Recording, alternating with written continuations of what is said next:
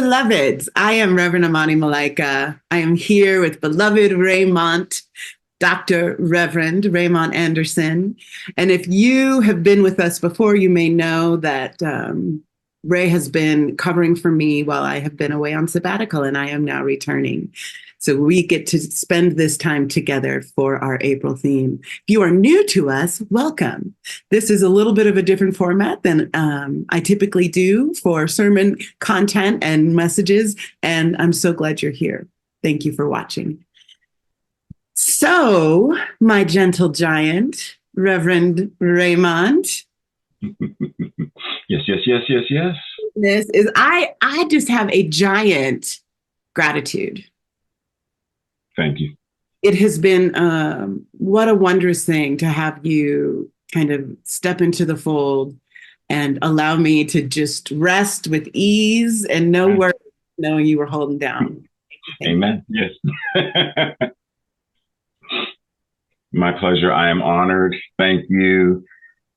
Yeah, just I'm honored and filled with gratitude to know that I was able to give you the space to take care of yourself. So thank you. Amen. A little bit of what we're going to be talking about this month in April. So let's talk a little bit about our April theme, which is giant gentleness. And I wanted to share a little quote that came from the minister who prepared this, which is, in those flashes, when we are conscious of our oneness, there is an openness and all-encompassing love. In all the other moments in our lives, we need and really deserve giant gentleness.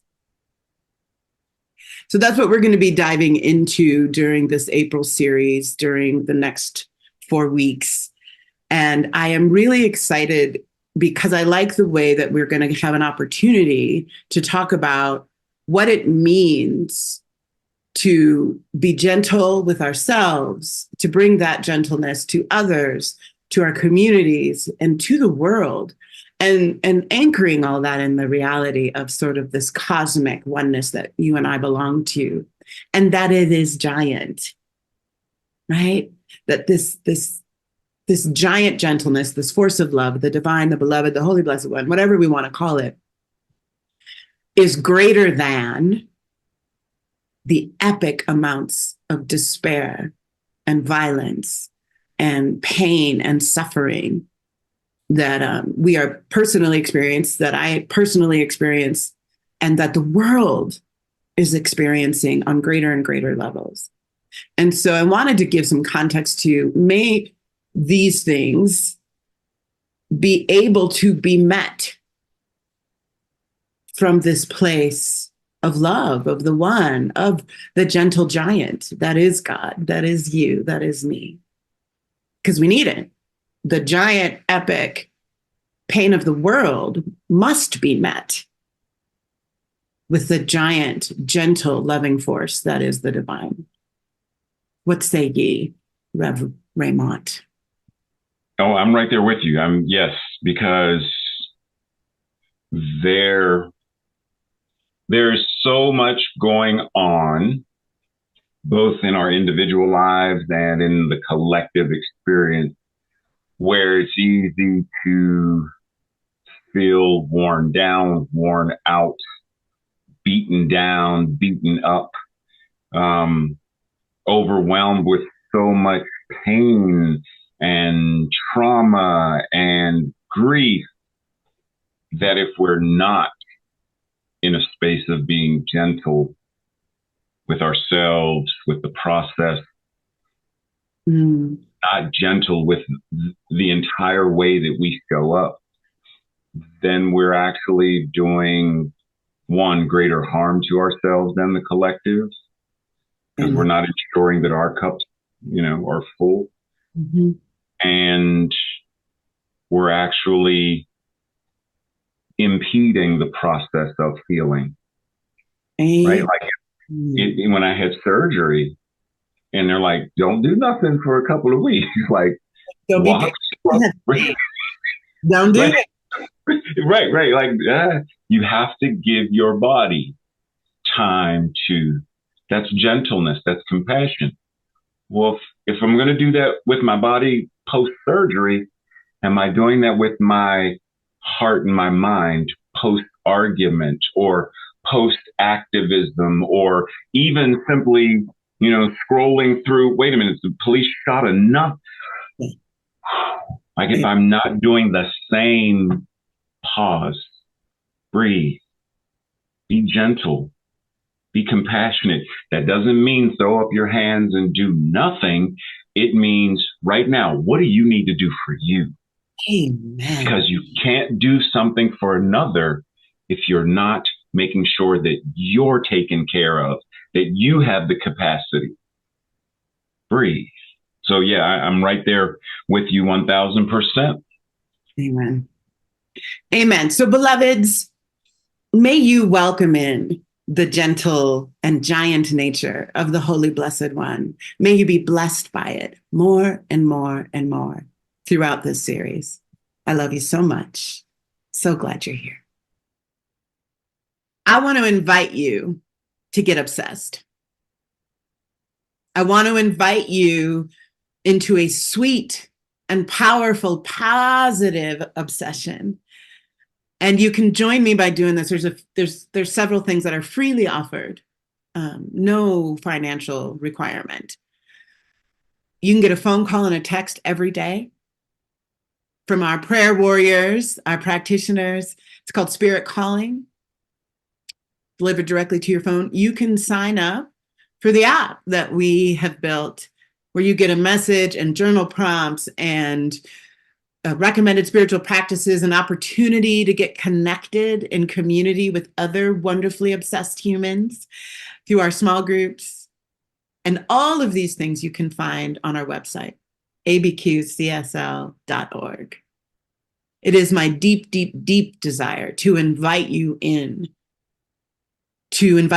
yourself and your own powerfully divine nature, and to invite you into building this unquantifiable number of people who are so sweetly obsessed with our inherent connection and manifesting that audaciously in this world, as this world.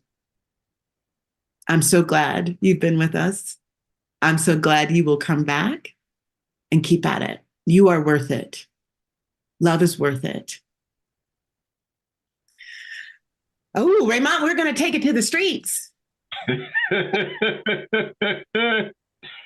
So my idea about this idea of taking it to the streets, I have my own little subtitle for this week's idea. Let's put some love on it. Amen. Let's put some love on it. If there is an action to be had in the world right now, every moment of despair, oh my effing God, I cannot believe another shooting, another genocide. I cannot believe the action that I am inviting us into is to put some love on it. Yeah. Without a doubt. I wanted to share a quote from Masaru Emoto, who wrote the book, The Hidden Messages in the Water. He said, whenever you sit in front of water and send out messages of love and gratitude, somewhere in the world, someone is being filled with love and gratitude. Wow. It's powerful. What if we actually believed that? Right? If we lived like we believed it. Yeah. Right. That I can sit in front of my glass of water right now saying love, love, love, love, love. I'm so grateful, grateful, grateful. And know that in this very moment, because I have done this thing, someone is filled with love and gratitude right now. Mm-hmm. Yeah, but to do that, we would have to. There are a series of things, Amani, that we would have to already believe, right? Like we would have to believe, one, that words have power. we would have to believe that we are connected by some invisible force, that by me being here, you being there, speaking this to this cup of water, tea, etc., that somehow someone 50 miles, 500 miles, half a world away is impacted in a life affirming. Like there are several other, it's like, wow, ooh, ooh. So as soon as I heard you say that, my mind immediately went to what else? What else am I being invited to believe, know, and practice that supports exactly what you shared as a you know as an activity of taking it to the streets with love, as love. Yeah. Yeah. And yet it's not a complicated idea. It really isn't.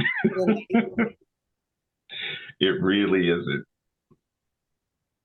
Yeah, we make things so much more complicated, difficult than they really need to be. And I understand where some of it comes from, our conditioning. I get that. I get that.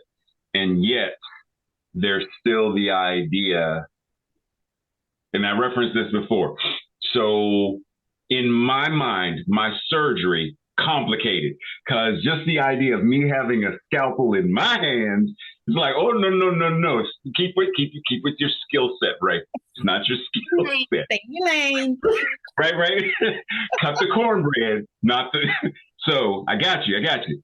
But when I remember when the doctor was explaining the process, he explained it with such ease and grace.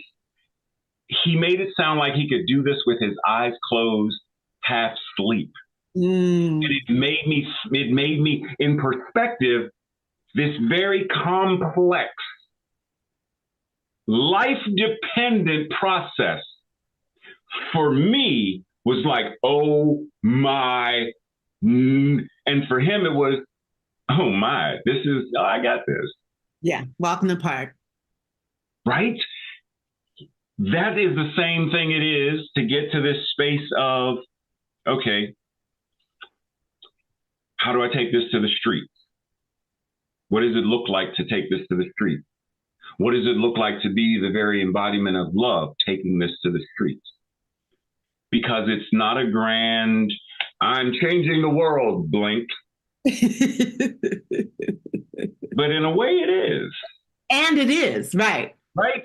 And it is. Because like we have so many examples of people who, Reverend Dr. Martin Luther King Jr., Audre Lorde, Maya Angelou, Reverend Dr. Pauli Murray. Like we have all of these examples of people, Marsha P. Johnson, all of these examples of people who didn't set out to do this grand gay liberation or grand civil rights, or I'm just sitting down on the bus and I'm refusing to get up. I'm going to give this person a coat because they're cold. I'm going to do this thing at the food pantry. I'm going to do this one thing with love. And it changes stuff. It's all good. Please. I'm sorry, y'all. We're going to just keep rolling. Right, but we get to do these individual things, these individual acts, and I'm reminded, like in the traditional Black family, referencing soul food or whatnot, it's very easy to reference, Nana, Mama, Big Mom, whoever, cooking the meal and putting our foot in it.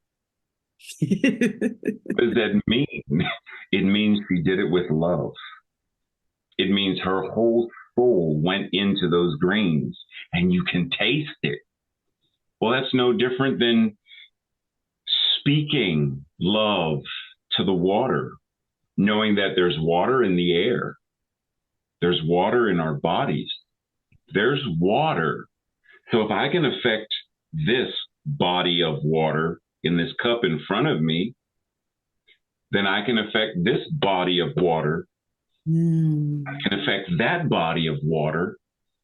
I can, wow. One moment, one word, one thought, one act of love at a time. Yeah. And so it is. Right? And I think what you just described so easily with such clarity and grace, oh, Dr. Reverend Raymont,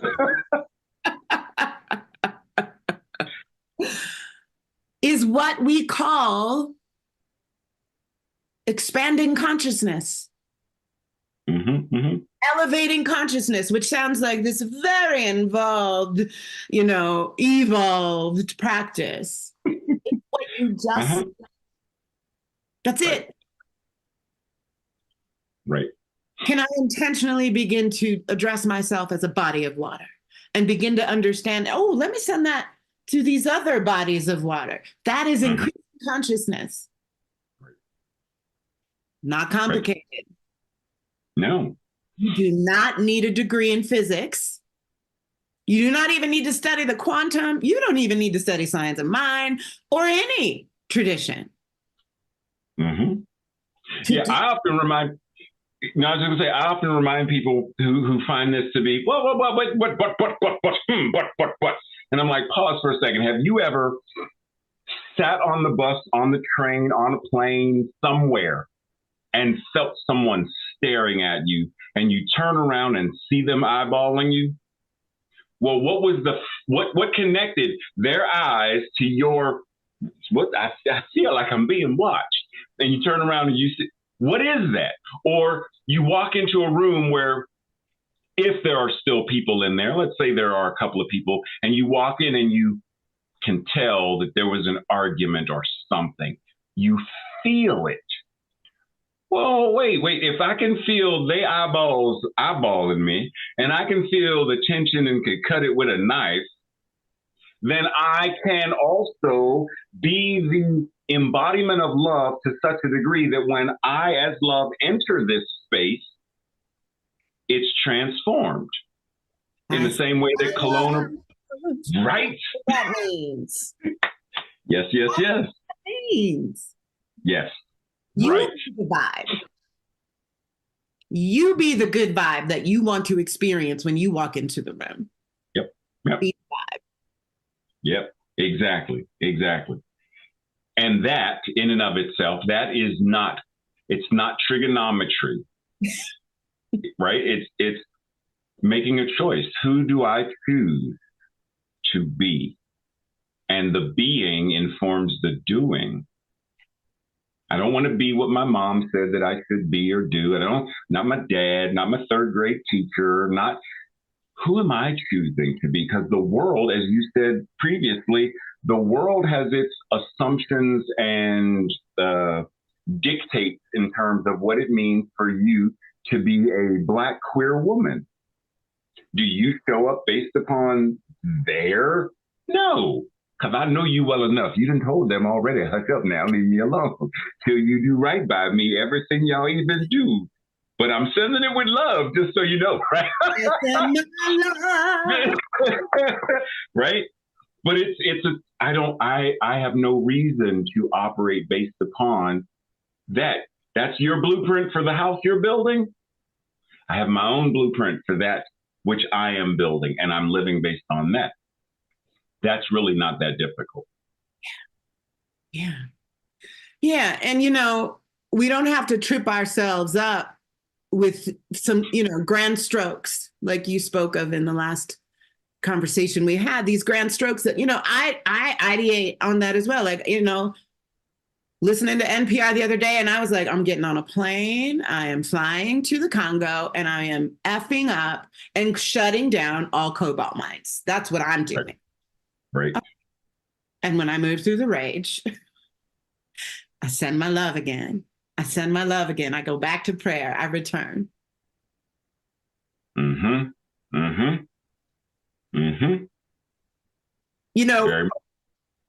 wanted to share, I'm looking at our time, and so we're going to wrap on this theme of taking it to the streets, AKA putting some love on it. You mentioned Marsha P. Johnson, and for those of you who do not know who she is, was one of the founding activists to the gay rights movement that we know of today. Yeah, so look her up, Stonewall, go find the things.